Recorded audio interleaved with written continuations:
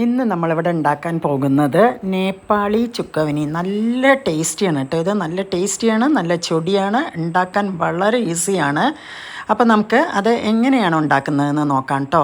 ചോറിന് നല്ലൊരു കോമ്പിനേഷനാണ് ഇത്. അതിലേക്കായി ഒരു പാൻ അടുപ്പത്ത് വെച്ച് അതൊന്ന് ചൂടായപ്പോൾ കുറച്ച് ബട്ടർ കേട്ടോ.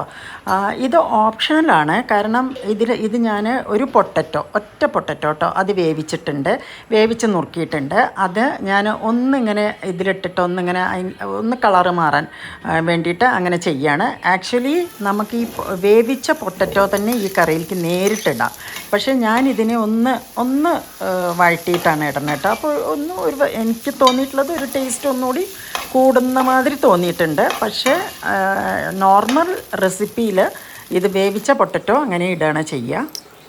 ഇനി ഞാൻ ഈ പൊട്ടറ്റോ ഇതിലേക്ക് കുറച്ച് പച്ചമുളക് ഇട്ടു കേട്ടോ. കാന്താരിയാണ് ഞാൻ ഇട്ടത്, കാന്താരി ചതച്ചത്.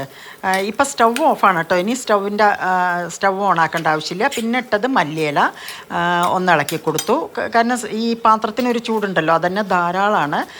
പിന്നെ ഒരു സവാള ഞാൻ തിന്നായിട്ട് അരിഞ്ഞത് അതും ഇട്ടു. ഇനി ഇതിലേക്ക് കുറച്ച് കസൂരി മേത്തി ഇതിട്ട് എല്ലാം കൂടി ഒന്ന് മിക്സ് ചെയ്ത് വെക്കുക.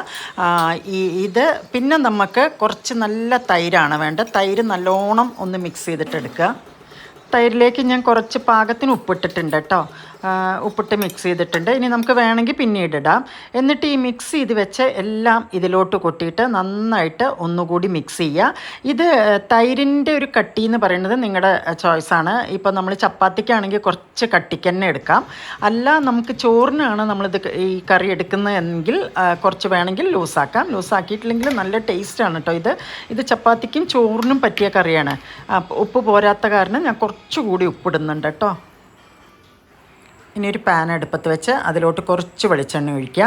എന്ന ശേഷം വെളിച്ചെണ്ണ ചൂടാവുമ്പോൾ നമ്മൾ കുറച്ച് ജീരകം, ഒരു 3/4 ടീസ്പൂൺ ജീരകം അതൊന്ന് പൊട്ടിക്കുക. ഈ ജീരകം ഒന്ന് പൊട്ടിത്തുടങ്ങുമ്പോൾ നമ്മൾ സ്റ്റവ് ഓഫ് ചെയ്ത ശേഷം അതിലോട്ട് കുറച്ച് മഞ്ഞൾപ്പൊടിയും പിന്നെ ഇത്തിരി മുളക് പൊടി ഇടുക. കാരണം ഇത് സ്റ്റവ് ഓഫ് ചെയ്യാൻ പറയണത്, ഇല്ലയെന്നുണ്ടെങ്കിൽ ഇത് കരിയും, മഞ്ഞൾപ്പൊടിയും കരിയും മുളക് പൊടിയും കരിയും. അപ്പോൾ ഓഫ് ചെയ്ത ശേഷം ഇട്ട് ഉടനെ നമ്മൾ ഈ കറിയിലോട്ട് കൊട്ടുക. അപ്പോൾ നമ്മുടെ നേപ്പാളിൻ്റെ സ്പെഷ്യൽ ചുക്കവനി ഇവിടെ റെഡി ആയിട്ടുണ്ട്. ഇത് നല്ല ടേസ്റ്റാണ്. എല്ലാവരും ഒരു തവണയെങ്കിലും ഉണ്ടാക്കി നോക്കുക. ഇത് ചപ്പാത്തിക്കും ചോറിനും രണ്ടിനും വളരെ നല്ലൊരു കോമ്പിനേഷനാണ്. ചപ്പാത്തിക്കാവുമ്പോൾ ഇത്തിരി കട്ടത്തൈരാക്കിയാൽ മതിയെന്ന് മാത്രം, കാരണം അങ്ങനെയാണല്ലോ. അപ്പോൾ എല്ലാവരും ഒന്ന് ഉണ്ടാക്കി നോക്കുക. ഇഷ്ടമായാൽ എൻ്റെ ചാനലൊന്ന് സബ്സ്ക്രൈബ് ചെയ്യുക, ഫോളോ ചെയ്യുക, ലൈക്ക് ചെയ്യുക, കമൻറ്റ് ചെയ്യുക, ഷെയർ ചെയ്യുക. അപ്പോൾ താങ്ക് യു ഫോർ വാച്ചിങ്.